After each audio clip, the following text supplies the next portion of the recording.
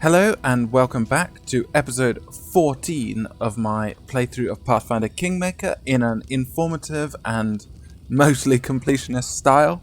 Now, we finally made it back to Oleg's after this epic forced march all the way back from Temple of the Elk all the way back from Technically Eagle via all sorts of places that I wanted to clear, and we are currently fatigued. Now, this video is going to be slightly different from the previous ones because there's a lot of NPC, a lot of party member dialogue that I haven't gone through yet. Went through Amiri's in an earlier episode, but really, I feel it would be remiss of me not to go through their early dialogue. So this video is going to be based almost entirely in the camp here in Oleg's. So if you're not interested in the NPC dialogue and their backstories, and I guess crucially what my thoughts are on the companions thematically and story wise, then there's no obligation to watch this video. Of course, if you are interested, and also at the end I'll be doing a little bit of preparation for our next excursion, where we are going to go off back to the Old Sycamore to clear the Old Sycamore properly. So there will be a little bit of preparation for that, and including buying some scrolls, which are going to turn some difficult fights into incredibly easy at the expense of money. And I guess that's with no reloading. Obviously, this isn't a no reload run, but as you will have noticed, I haven't. There've hardly been any reloads, and that's because I tend to take the careful route, and I try not to reload at all, with the idea that what I'm doing can be replicated in a no reload run where chance plays effectively zero role, because even if things go wrong, you have enough leeway to correct them without having a wipe and having a reload, and most of the time that's proper preparation and avoiding encounters that are over leveled for us. So moving on, I'm going to chat to some of these companions, and we're going to let their dialogues play out, and I'm going to do some summarizing. So first of all, we're going to talk to Harrim here. And I kind of wish this was voiced, but I understand the lack of money for expensive voice acting. So he's sort of, there he is. He's so cool looking. He's my favourite dwarf. Yeah, so did I startle you? I'm sorry. And he was contemplating the futility of existence and the worthlessness of the universe. The ways of Grotus are great. My humble mortal mind cannot fully grasp them, but I do what I can.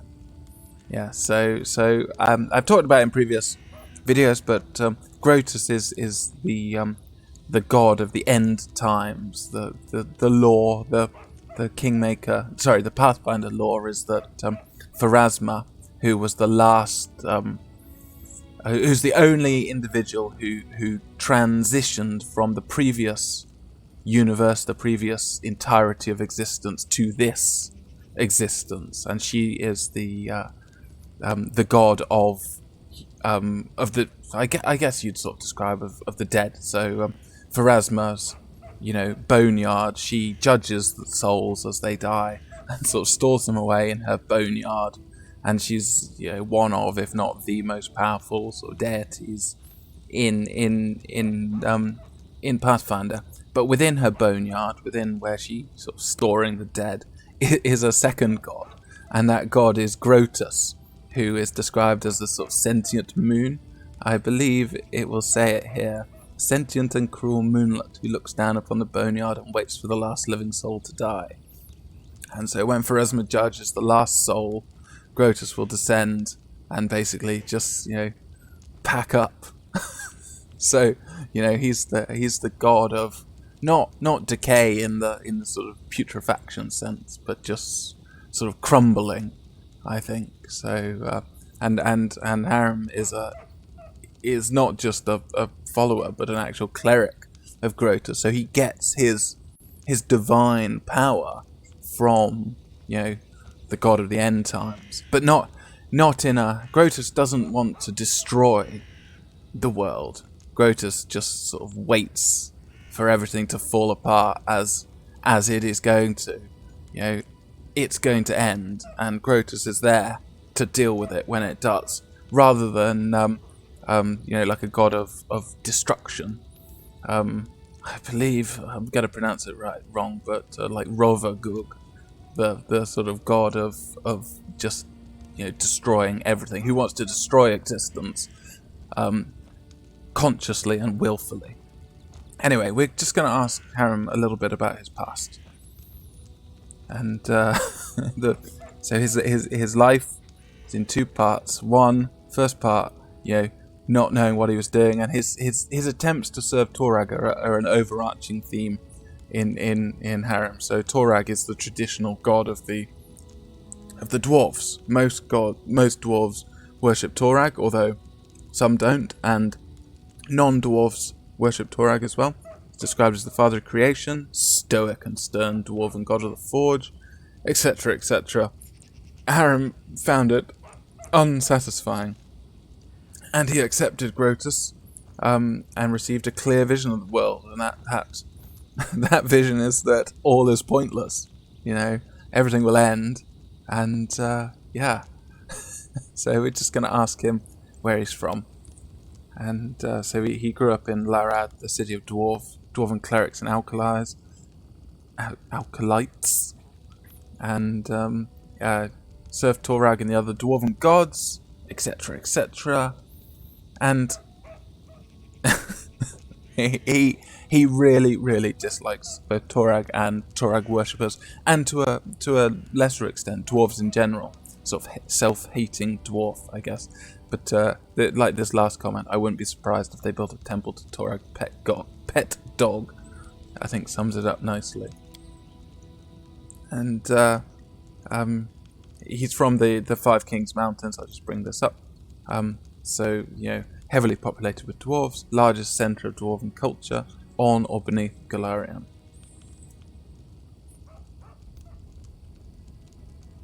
And just a little bit of information about Larad, that it's this sort of temple cavern complex, and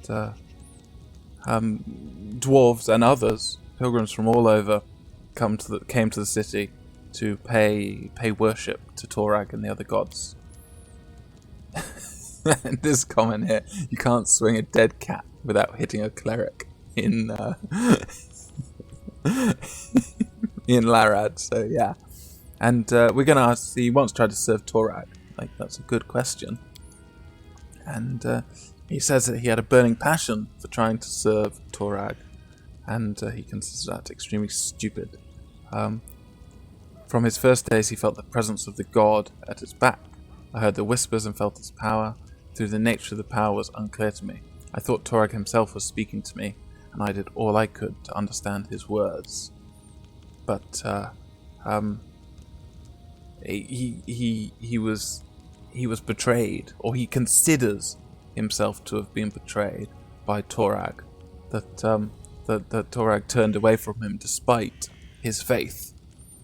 And when he put all his hopes in a deity, that deity appears to have just pulled the rug out from under him.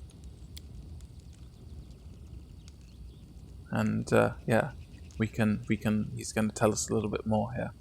He talks about how he was supposed to craft his own suit of armor, very important for a dwarf, and he couldn't do it. He was just a bad smith. That's the take home. That Harrim just could not make anything. Couldn't make armor. Couldn't make sword. Couldn't even make a nail. And he mostly hit his own fingers. As in, the implication that there's more to this than just sort of clumsiness. It says I was cursed by Torag, but the idea that his inability to construct anything had a deeper root than simple, clumsiness or lack of skill. So we're just gonna ask first, even if Torag really has rejected you, is that enough reason to leave your homeland? And he basically explains that because he was considered to be cursed by the primary dwarven god, you know, he was an outcast effectively, and he's really quite unhappy about this. He's quite emotional, and yeah, he kind of thought that this was the end. Like, for a dwarf not to be able to construct anything, I guess this is a great degree of shame there. And Owlcat never sort of shy away from sort of subjects like this. They're writers, and I guess like as a sort of studio as a whole. Like, so essentially Harrim here is talking about how he was seriously contemplating suicide, but what he's sort of saying here is that what kept him from that was this divine whisper, which he had initially thought was Torag, but he heard it. He could still hear it, even though he didn't have any of the skills that a cleric of Torag should theoretically have. He was still hearing these divine whispers, and he kind of twigged that it was not a Loradian deity, not a dwarven deity, so he left. And finally, this is the crux of the matter. I didn't think dwarves even worship Grotus. How did you learn about him? And I think I should say, like, it's not really made really clear, but Grotus is not a god that is worshipped. Like, it's not a god with well, that's not the right way to say it, because obviously Harrim worships Grotus, but he's Grotus is not the sort of god that's got temples on street corners. He's a god that and he's not a god that attracts a lot of worshippers. It's not an outright like evil god that's sort of where worship is sort of persecuted on matters of for reasons of opposing evil. But Grotus is not a god that you're likely to ever run into a follower of who is explicitly I'm a follower of Grotus, except Harrim here. So we're just going to ask, didn't think dwarves would even worship Grotus. How did you learn about him? And yes, so you can see that his eyes have lit up a bit here. But that blessed day became the beginning of a new life. Alone and abandoned by all, I spent many dull hours in a filthy tavern by the roadside. I don't recall the town, nor even the country. I had no money. In fact, all I had was a hunk of stale bread. Nice trope there. I was weary and almost fainting from hunger. And that was the moment when the whisper from my God became more clear. It was like he was calling me. At last my suffering had come to an end. It was a miracle, and I had paid full price for it with my torments. I couldn't control myself. I walked out of the tavern and straight into the nearest forest, and there I found the ruined temple of Aridon.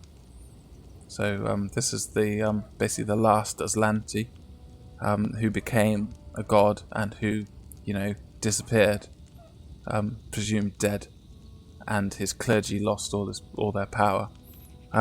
Several figures clad in robes were holding a silent service there, a service to a god I knew nothing of. None minded when I stood beside them. For the first time in my life, I felt myself at home.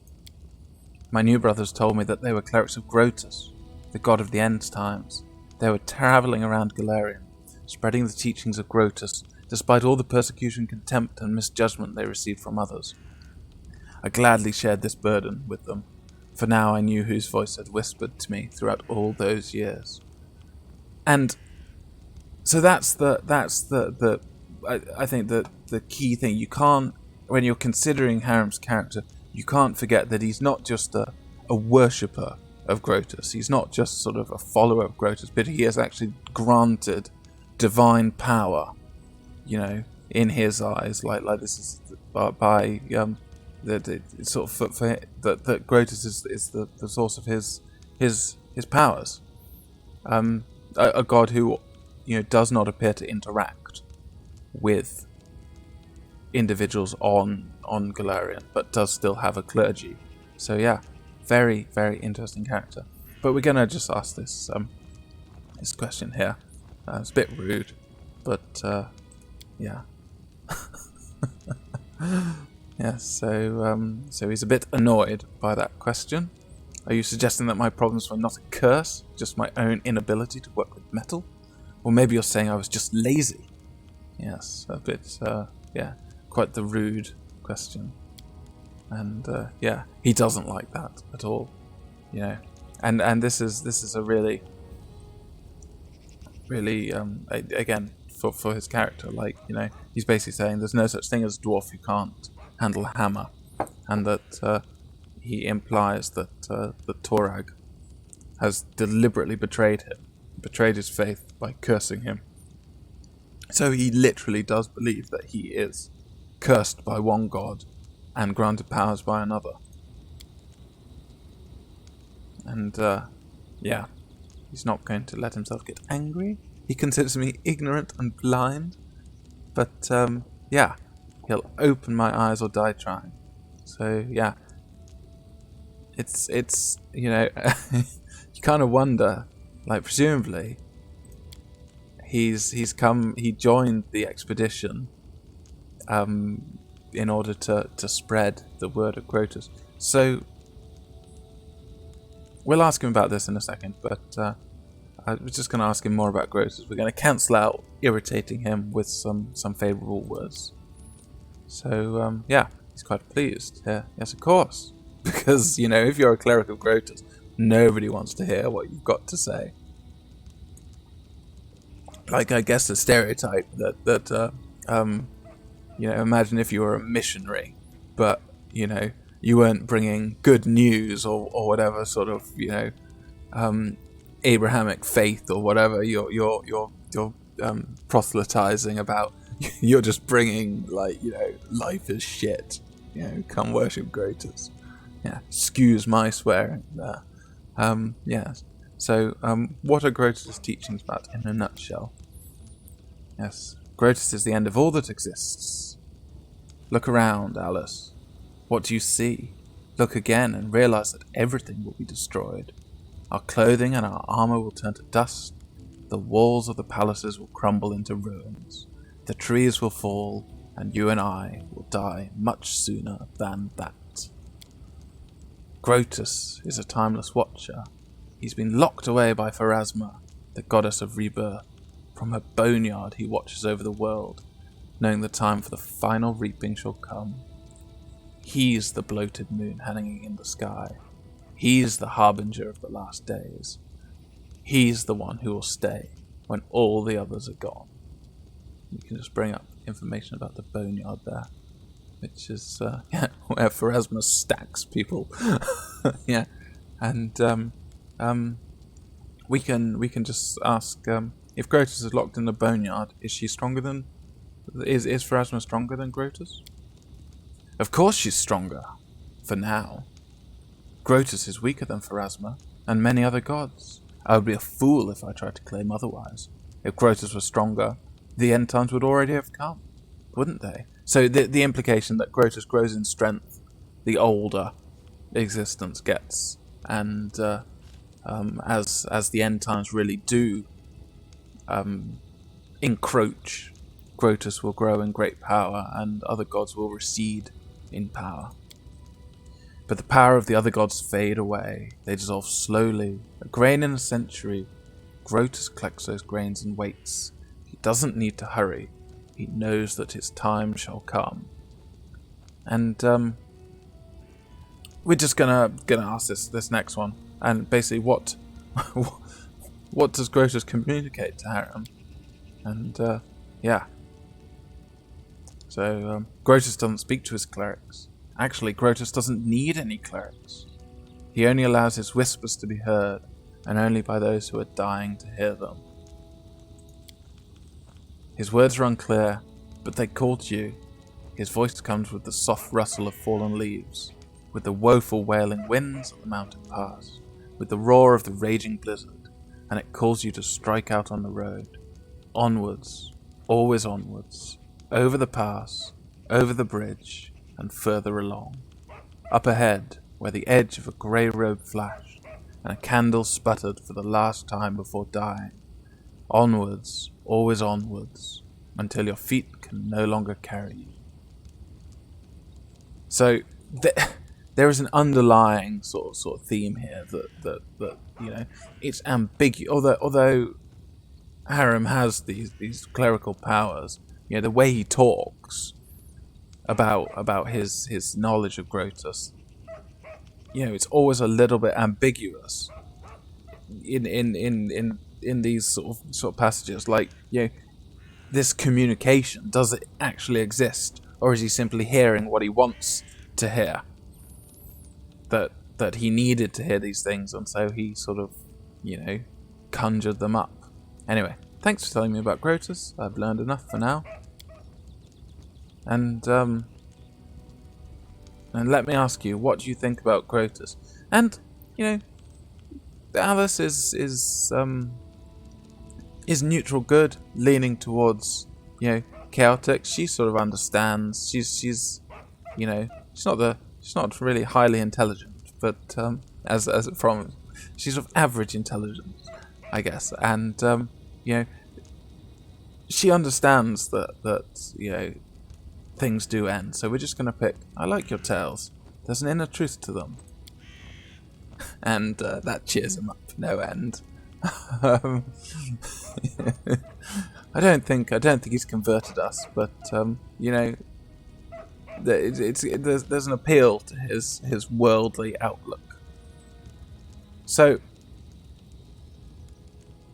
we are going to ask. Obviously, this video is taking quite a long time, but we're just going to ask. I'd like to learn more about dwarves, and this is what I was saying before. He's not particularly enamored with dwarves in general. Self-satisfied, stubborn fools. So tell us a bit about the 5 mountain kingdoms, and he describes it as being south from here, and it's lasted a long time. I'm not gonna go into this in his history of the dwarves, but this is just a little bit of backstory to dwarves in general. And basically, no, dwarves have not always lived on the surface. They used to live deep down. But Torag sent them upwards with this quest for the sky. So, you know, I better get up to the surface. And the Earthfall, which is I guess one of the most important events historic in Galarian's history, which destroyed many great, you know, empires. So they all went up to the surface. They founded these sky citadels, which is cool.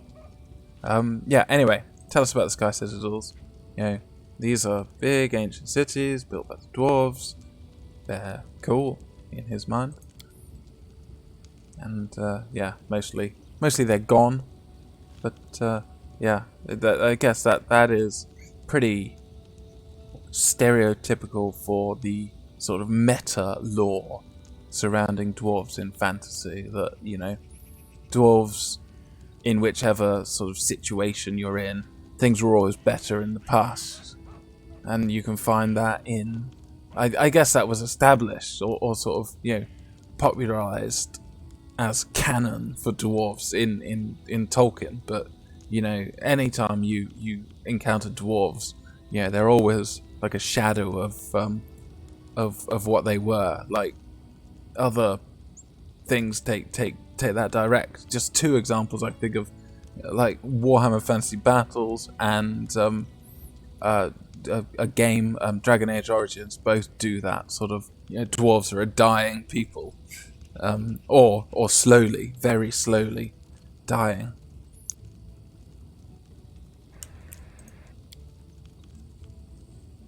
So High Helm there is the best that remains.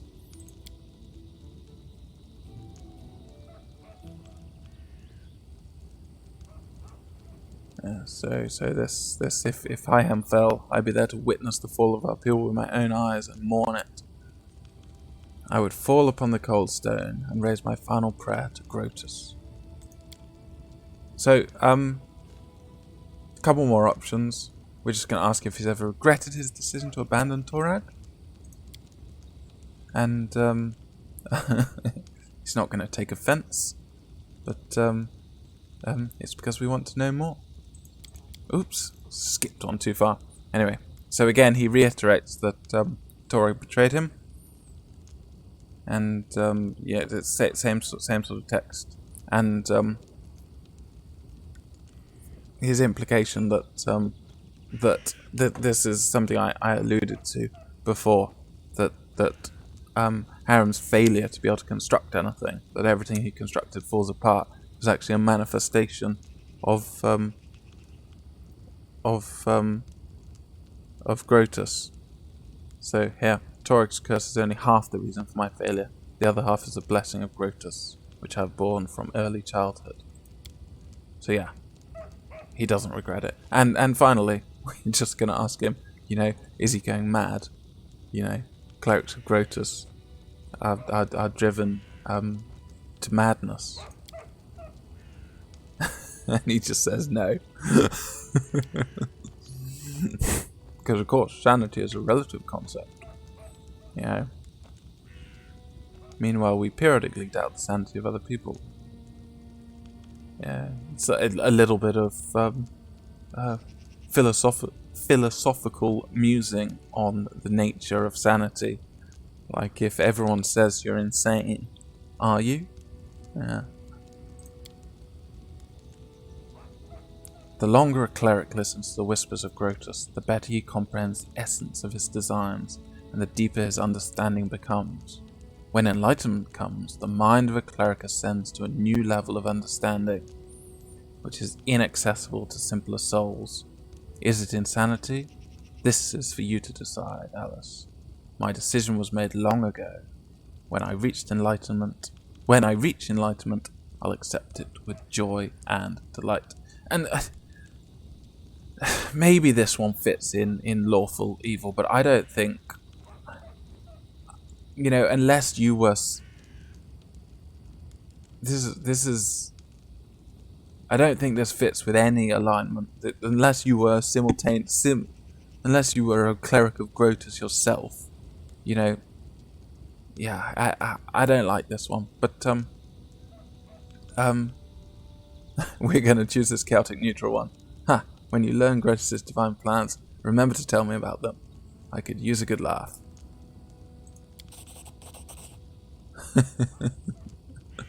Yes. So anyway, thanks for the conversation, and off we go. So that's Harrim, cleric of Grotus.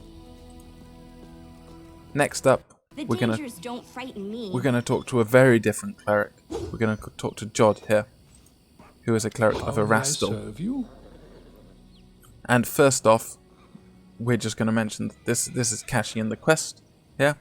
Found a Temple of Elk and cleared the beast there. Erastil be praised, you finally returned, my good friend. Tristan told me how you helped him at the Temple of the Elk. Thank you for heeding my request. My heart is calm and filled with confidence that I've followed the will of my God. I would like to reward your bravery. I possess no treasure, but please, take this as a token of appreciation. So yes, scrolls of remove blindness. They could come in really handy if we get blinded, and a big chunk of XP. As far as I know, your next target looks to be the Stag Lord himself. With the Temple of the Elk cleansed of evil, the fog surrounding us should disperse to reveal the path to the brute's lair. Of course, magic so powerful is unlikely to disappear all at once. Bide your time. Follow up on other concerns while you wait.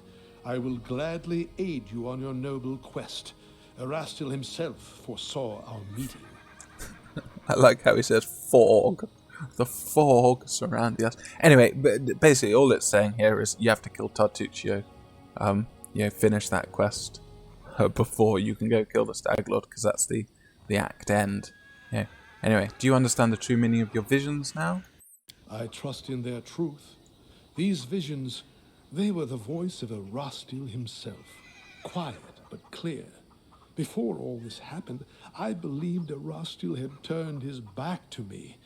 But now I see clearly. He has shown me divine mercy, for he has led me to you and invited me to aid in a fellow priest's deliverance. Lady Sarenrae and Erastil walk the paths of the gods hand in hand, and so must their servants as well. Tristan is undoubtedly still very young, and youth is a time of naivete and confusion.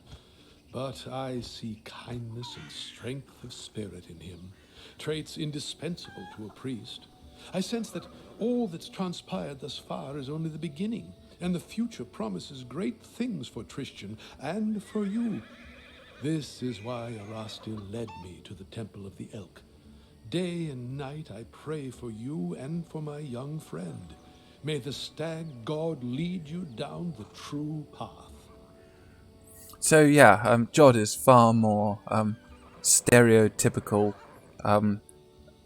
established priest, if that makes sense. Like he has more in common, I guess, with an Abrahamic priest than Grotus does, and you can sort of see this in the way he's written. He's a priest of a good god, Erastil, lawful and good, and he's taken rather a shine to Tristan, priest or cleric, I should say, of fellow good god Sarenrae. So yes, it's rather taking him under his wing. Anyway, that's enough for that for now. As you wish. So I need the help of a cleric, and we can buy and sell. And actually, we're going to buy 2 very important scrolls from him, which I'll just discuss now. We are going to buy a scroll of protection from Fire Communal for an enormous 700 gold pieces. And the reason for this is we're going to go fight Tartuccio. And the justification for doing this is we know Tartuccio is a sorcerer with red draconic blood. We found that out in the prologue. And what do sorcerers of red draconic blood do? They throw fireballs at you. So if we're going hunting for them, we're going to bring some protection from fire. Now, the second scroll we're going to buy is a scroll of Delay Poison Communal. Now this will give us 1 hour immunity to poison. It's poorly worded compared to its implementation in the game, because in pen and paper, as far as I understand, this does exactly what it says in the text. This text is copied from pen and paper rulebook. However, in the game, this will give us a flat immunity to poison for the duration of the spell. So, and you kind of have to know that. You know, if you are playing the game, it's not very clear that this spell might as well be called 1 hour poison immunity communal. And since we've encountered lots of centipedes in the Sycamore depths, which can poison, and that's our justification for doing it, because we've got the feeling there's going to be more. Our reasons, in a metagame sense, are that we're going to fight a giant, really big centipede that can do like an AoE poison effect, which does enough ability damage and ticks over fast enough and for long enough, it can actually kill you through ability damage. Because of course, if any of your strength, dexterity, etc. is drained down, to 0, you're just gonna die. So this is an essential part of that fight. So you see, this is over 1,000 gold, which is a lot, but it's worth it if you were not planning on reloading the fight. You can do these fights a couple of times, and you'll pass reflex saves. You might be able to rush Tartuccio down. You might just be really good at passing your fortitude saves. But these 2 items make these fights reload safe, in my opinion. Certainly at level 4 for Tartuccio, 5. At level 3 for Tartuccio, and level 4 for the giant centipede. So we're going to go ahead and buy them before I have any further regrets. I've also picked up some more supplies from the chest off camera. How may I serve you? And we just want to know a little bit more about the visions that led him to the Temple of the Elk. That's why I'm here. And there's nothing extra As you there. wish. So we'll just ask him about Erastil. Of course. It would be my pleasure. Erastil is one of the eldest gods of Golarion. His faith emerged when the first people appeared upon the land. Erastil helped our ancestors cultivate the land and hunt. Even now, his blessing lies with those who uphold the old traditions and keep to simpler ways, far from civilization and the noise of the city. And Alice, as a fey-blooded sorceress, she's not particularly attached to cities. She's not going to get into a theological argument. She's just going to ask what Erastil demands. The word demand does not befit the stag god. Honesty and friendship, loving families, merry weddings, and newborn children in their mother's arms, they bring a smile to Erastil's face. He loves his people and rewards them with fortunate hunts and plentiful harvests. But he has no temper for sloth and vanity. He never bestows gifts upon his faithful without first measuring their worthiness. We ourselves must win our daily bread, but the stag god comes to our aid in times of need and strife. So you're going to see there's a theme there. Like, you know, Erastil is like this traditionalist god, and whether you agree with that or not, but he's very much about, you know, the old ways, you know, trad god, I guess you might put it. And you know, simpler ways, you know, hunting and fishing and raising a family and, you know, little farms and that sort of stuff. At least in the way Jhod sees it. And we can either say we've had respect or we've felt that he was a worthless god, but we're just going to say to each their own. I am happy to help. And we'll just ask him a bit about himself. What exactly would you like to know? And so he's from Gult. So if you think we're here in the Stolen Lands, Brevoy is here, and like Gult is down here, and Numeria is up there. It's a poor map, but yeah. Tell me about your past, Jhod. My story? Why not? You deserve to know it. I am a priest of Erastil, and Gult is my homeland. You can imagine what it's like following the teachings of the stag god in a realm torn by discord and strife. So yeah, Gult, a nation racked by revolutions which have happened, you know, rapidly, one after the other, and it was once a vassal nation of Cheliax, which is one of the largest sort of empires in this part of Golarion, which is a nation of diabolists. So they're devil summoners and worshippers, and they've got big links to the hells.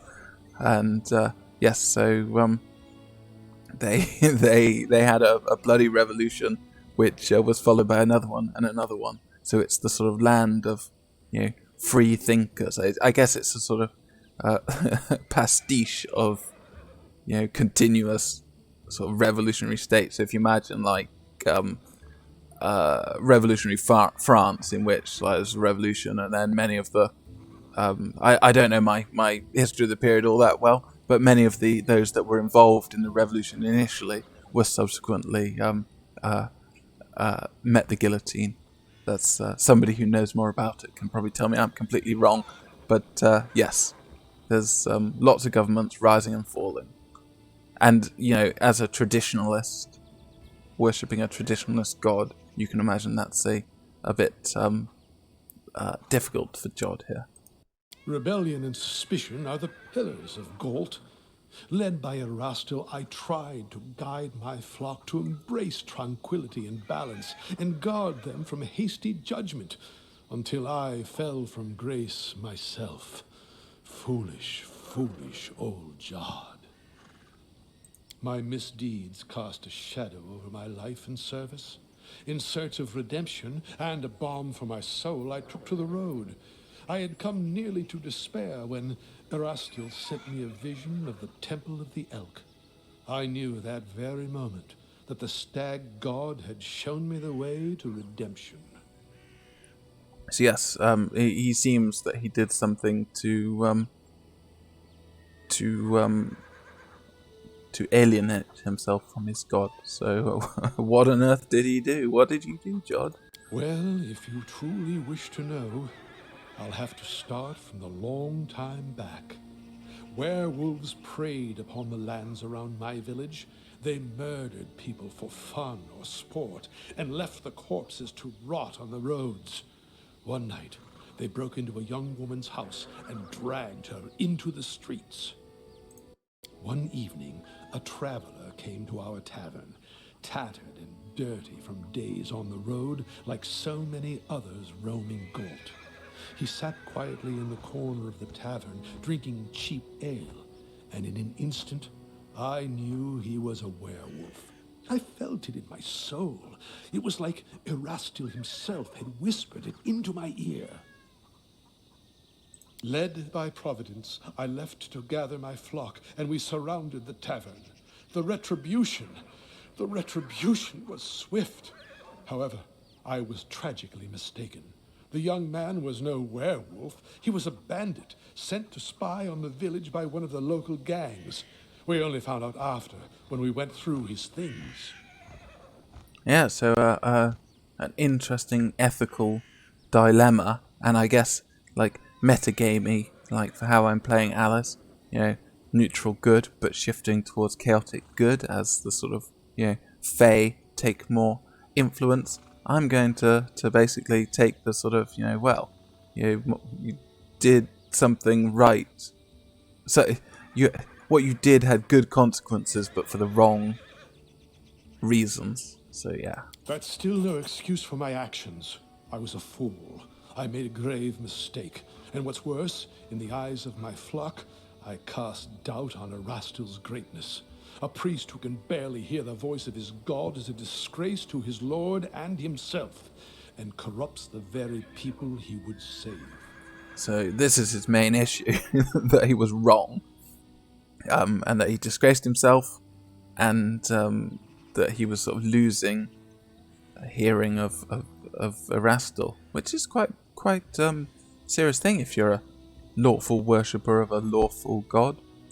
Whatever the case, I knew Erastil was no longer pleased with me. It was terrifying. Imagine how my mind raced when here in the stolen lands I heard the voice of the stag god once again. He gave me another chance at service to atone for my guilt. Now I have regained hope, and that very hope is my most precious possession. So Jhod is, as I sort of said, like lawful. So he himself is very traditionalist, and so we'll see later in the game that his traditionalism to do with religion comes out as sort of lack of tolerance of non-established, non-good deities. So yeah, we'll see more of that. So what can you tell us about Galt? For some, it is a land of freedom, where power belongs to the people, not to lords or kings. For others, it's a land of never-ending revolution, a realm surrendered to anarchy. It depends on who you ask. For me, I found Galt a violent place.